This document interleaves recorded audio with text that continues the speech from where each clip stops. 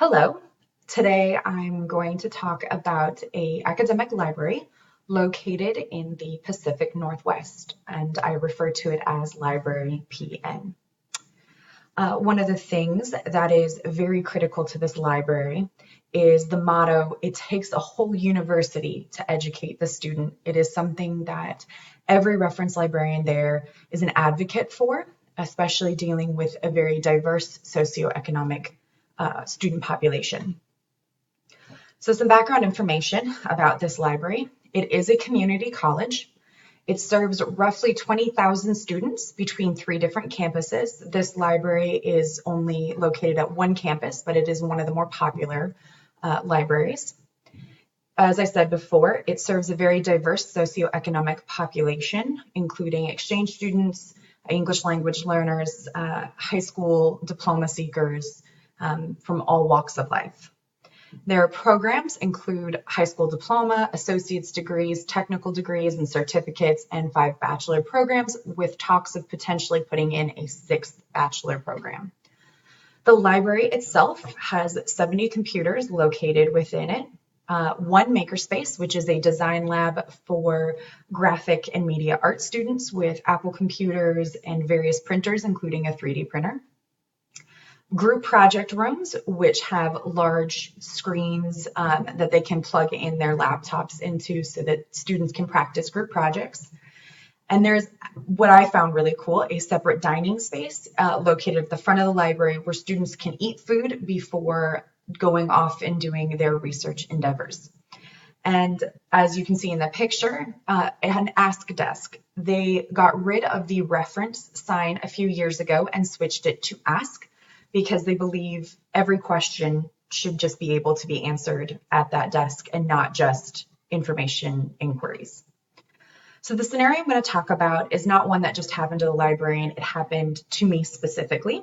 The librarian who I worked for that day believed in immersion, but not just shadowing. So I spent the day being a part of the library, getting to work with some of the computers and helping out in various places.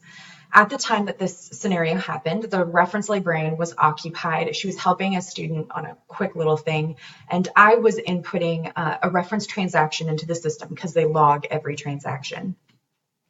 What happened is a student waved me over, just kind of waved me with her hand over, and I knew that there were 2 possibilities to this scenario. Because I knew that they approached each transaction as like an education experience, the educator in me, because I am a teacher, I could potentially answer this question no problem and let the librarian do what she needs to do.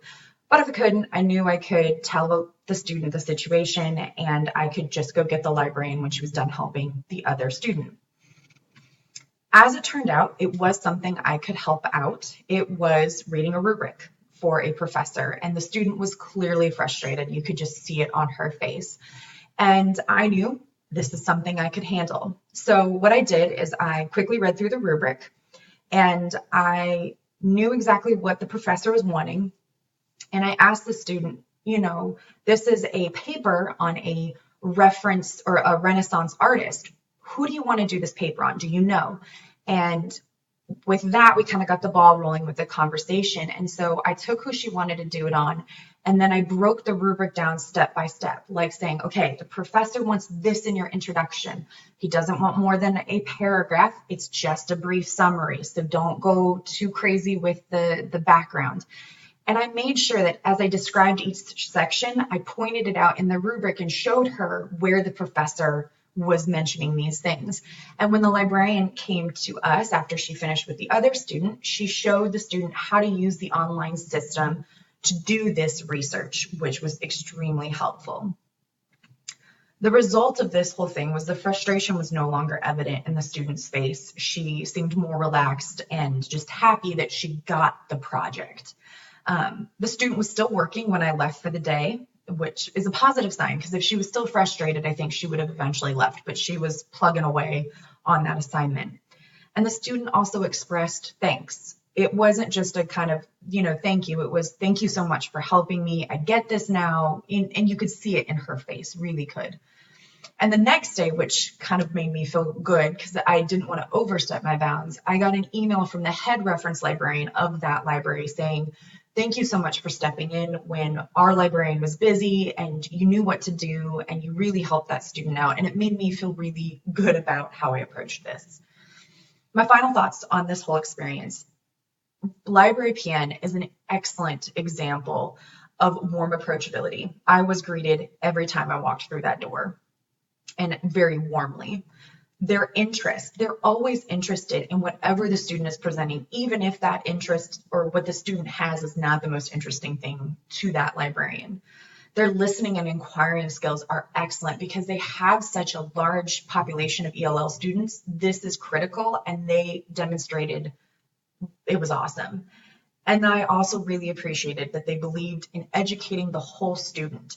They made sure that, yes, we can answer your question, but we're going to make sure you know how to answer your own questions in the future.